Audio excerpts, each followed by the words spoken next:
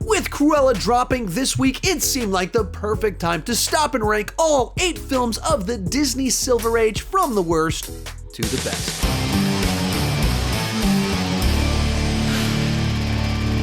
Hi, my name is Sean, and I love to talk about movies way too much. With that in mind, go ahead and join me down below in the comment section. Share your ranking of the Disney Silver Age. When I say the Disney Silver Age, I'm referring to the animated films released from 1950 to 1967. Cinderella to The Jungle Book. It is filled with classic, iconic films, so it was a lot of fun showing them to my kids, though they were received with varying degrees of success. One more thing before we get started, this video is brought to you by Native. So I turned 40 later this year. Sometime in my mid-30s, I realized I gotta take better care of myself. I need to pay a lot more attention to what I eat and what I put on my body. So that brings us to Native. Native deodorants all use clean ingredients, no aluminum, no sulfates, but their products are vegan friendly and tested cruelty free. But they all still smell amazing and go on nice and smooth. So I've got 3 different scents of the deodorant: coconut vanilla, citrus herbal musk, and then we have my personal favorite and the one that's under my armpits, eucalyptus and mint. And what's nice about this one, it goes along well with the eucalyptus and mint body wash. Real quick, let me show you how I personally use the body wash. Come to think of it, I probably shouldn't film myself in the shower. Normally 3 deodorants cost $36, but if you use my link and code, you can get them for just $24 or 33% off. The code is Sean Chandler, one word. Also, if you use my code, you can get 20% off the body wash and the toothpaste. The link and code are down below in the description. And let's get started. In last place, The Sword in the Stone. Now, Disney Animation making a film about King Arthur seems like a really great idea, but it feels like they picked the least interesting direction to go with a King Arthur story. Actually, at its core, it feels a little bit like Cinderella for boys, except it's not nearly as interesting as that sounds. Ever wanted to see a King Arthur story where he turns into a fish, a squirrel, and a bird to learn lessons? Me neither, but we have one. The story and storytelling simply aren't compelling, and the actual sword in the stone bit feels tacked on at the very end. Likewise, this is by far the least memorable of the films in this era. Whether you're talking about the characters, the songs, the scenarios, none of them stick. None of them are iconic like in the rest of the Silver Age. Adding insult to injury, this feels like it had the lowest budget. There's just a lot of sequences where there's a single stagnant background with characters just moving back and forth, left and right. The same style that you see in a play, sitcoms, or animated TV shows of that time period, but it's simply not a cinematic way to tell a story or frame a sequence, and it just makes the whole thing feel cheap. Put it all together, and this was easily my pick for last place. Number 7, Lady and the Tramp. Whereas with Sword in the Stone, the subject matter did inherently interest me, but the execution just felt off. When it comes to a story about a romance between 2 dogs, that's not the most interesting subject matter to me.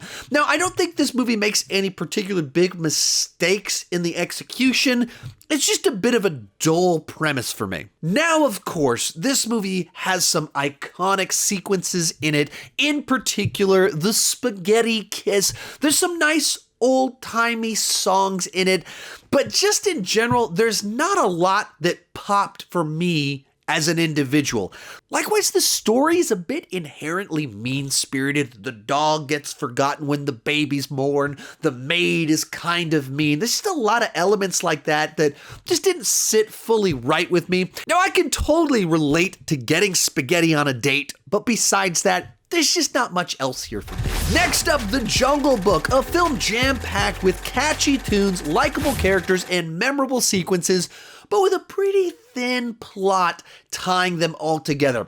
Of course, I've had the songs from this movie stuck in my head since I was 5 years old. Of course, I would love to have a friend, mentor like Baloo. Shere Khan is a great villain inside of the story, but the way the actual story is told, it feels like a series of shorts that have been edited together with this theme about whether Mowgli should leave or stay in the jungle. Many of these sequences could be reordered without really changing the story at all, and Shere Khan isn't really introduced as a physical presence in the story till a little bit too late, so he doesn't create a sense of urgency, danger, or tension till the second half of the film. So while it is a charming, breezy little adventure, it doesn't have the most compelling story in and of itself. In fifth place is Alice in Wonderland, gleefully episodic and dreamlike, and it captures the wit and the wordplay of Lewis Carroll's writings wonderfully. Hops from witty energetic bit to witty energetic bit with 21st century ADHD energy. Now, not all the sequences are as memorable as others. Certain sequences I had totally memorized, and I hadn't seen the movie in a long time.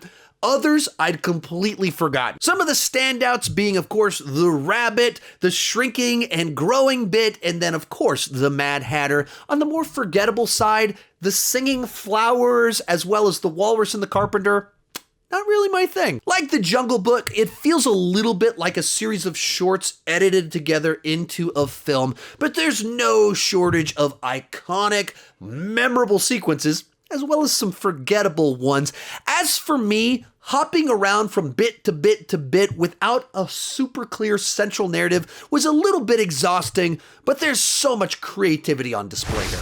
In fourth place, Sleeping Beauty. Of all these films, this one probably has the most stunning animation. Some of it is quite impressive for the time.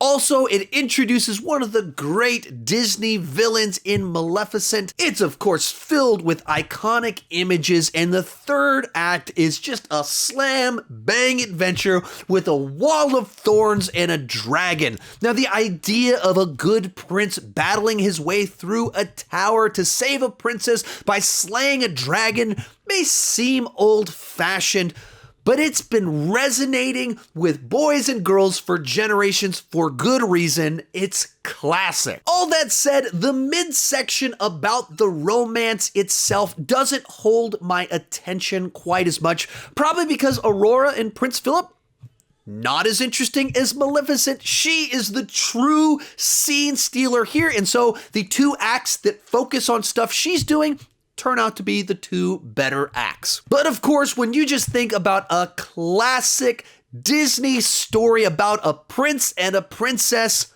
Sleeping Beauty comes to mind for good reason. Real quick, before I give you my top three, be sure to share your ranking down below in the comments section. My list isn't the right list, it's just my list, and I would love to see yours. Also, I've done several of these Disney era rankings before, the Renaissance, the post-Renaissance, and the Revival. You can check those out right up here. And throughout the rest of the year, I do plan on ranking the eras I haven't covered thus far, and then in November, I'm going to be ranking all 60 movies together. In third place, 101 Dalmatians. Now, this one was one of the big surprises rewatching all of these films. Now, I've seen this movie before, but this was the one that kind of stood out to me and how interesting and unique its story and storytelling were. At its core, it's a pretty straightforward story. It's simple, but efficient. There's no extraneous subplots, just a story told in kind of like 5 different sections, and each section kind of focuses on different characters and has a different vibe to it. Likewise, it's a movie that's not afraid to use silence, like in the moment where they think the puppies died, and it just goes quiet. In a modern movie, they'd swell the music and try and force tears out of your eyes. This movie just lets you rest in the moment, the same way the family would, and you just feel the fear without anything distracting you. It's also very effective at establishing little things about the different dogs' personalities, like just showing us that one of the dogs really likes to watch TV. Sets up a conflict for later while they're trying to escape, because you move into the second half of the film, it's like a stealth movie, so little details about their personalities, little vulnerabilities suddenly became big, gigantic problems for them trying to escape. Later Disney films might have more layered stories and throw more jokes at the screen and saturate them with songs, but what this movie does so well is excellence through simplicity. More stuff doesn't inherently mean it's better. Our runner-up, Cinderella, a classic underdog story where you have our central character, Cinderella, that we're constantly rooting for, that we like, with clear villains in the stepsisters and the stepmother that just treat her horribly, a clear objective in mind that's established early on so we know what we're moving towards, and all told with likable characters or unlikable when they're supposed to be unlikable, and catchy songs all throughout. Other thing that's kind of interesting is you kind of watch this era in particular is you see the storytelling start to evolve, and the way that they would have sequences play out here is so radically different from how stories and animated films are made now, where you'll have almost these little rabbit trails where we'll just start to follow a mouse or a cat around, and they'll have a little side quest that we go on before we get back to the main narrative. It's just interesting to see the way stories were told at the time. It has a clear central narrative. It just also has these little mini episodes inside of it. When you put it together, you've got iconic sequences, memorable characters, and a clear hero and villain that leads to big payoff as you get to the end of it. All in all, one of the great Disney animated films. But in first place is Peter Pan, as a grown man that never really grew up, that talks about movies for a living. Peter Pan is naturally one of those stories that I can resonate with. At its core, it's just a fun, childlike adventure about growing up or not growing up. Every single sequence is iconic, it's memorable, and it's fun. Every single character pops, stands out, does something kind of interesting inside of it. Even the way it's told like a child's dream leading to a child's fantasy of this island where there's pirates and crocodiles and you can fly. All of that perfectly captures the childish fantasy that it's going for.